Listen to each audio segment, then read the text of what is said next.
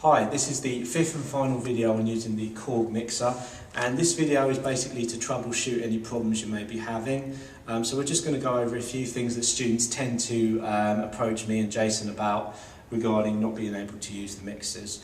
The first thing we're going to look at is not being able to hear back something you've recorded, which is a common problem we're getting. So we come over to the mixer.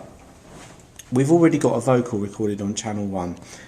It's currently on record, so we want to put it onto playback so we can hear it back. So what I'm going to do now is I'm going to push my volume fader up to unity gain, and I'm going to attempt to play back the channel.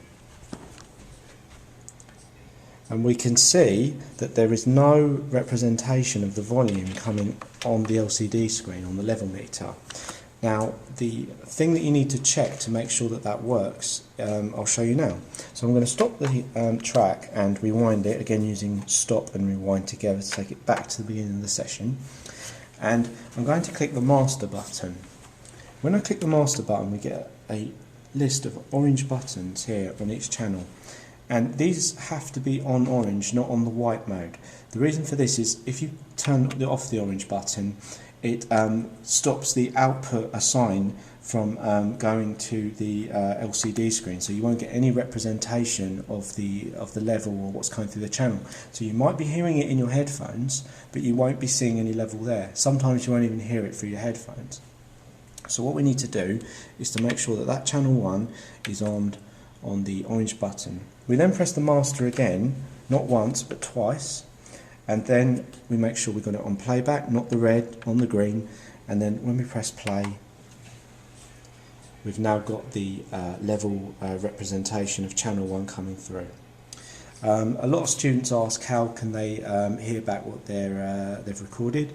Up in the top right hand corner we have a headphone input section. It allows you to put 1 and 2 headphones into the mixer, and they both have their own little volumes underneath, so you can control the amount of volume. Remember not to turn it up too loud, you don't want to damage people's hearings.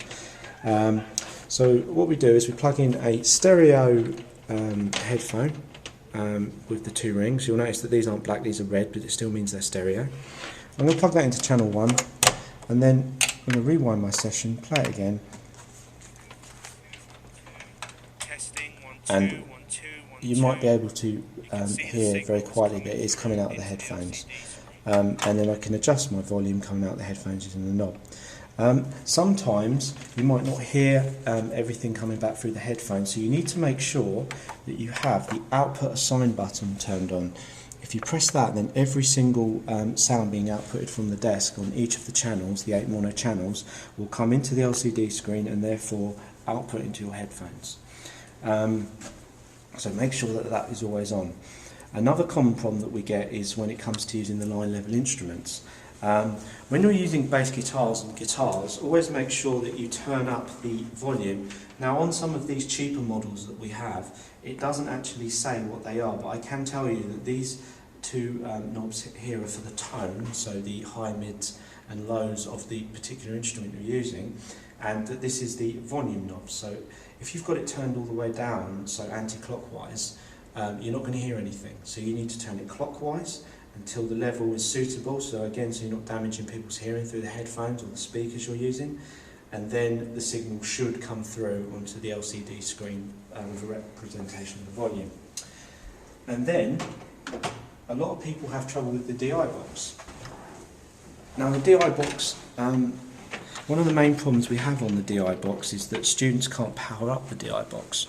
They turn the on button to the on selection from the power selection, and they get no light. Now the reason for that is that there's no power into the DI box, and it could also be that the battery's dead inside of it. Now we prefer that you don't use batteries because 9-volt batteries are expensive and we just get through them so quickly. So we use phantom power, and you need to make sure that your phantom power switch is always on when you're using DI boxes, and condenser microphones. I'll bring that into the discussion as well. So we click phantom and we can see that the light has come on. Make sure that it's turned on like this, and the light will give a representation that the DI box is working. Another problem on the DI box that I'm finding with students is that they plug from their instrument into the input section on the DI, they plug it into the link. Now the link isn't used for that. You want to go into the input. That allows you to put the signal into the DI. What the link allows you to do is connect it up to an external amplifier or speaker and send the signal out through another source, which is something we'll be showing you in another video. But remember that you need to go into the input on the front, and that will input the signal as long as you output via the back with the XLR.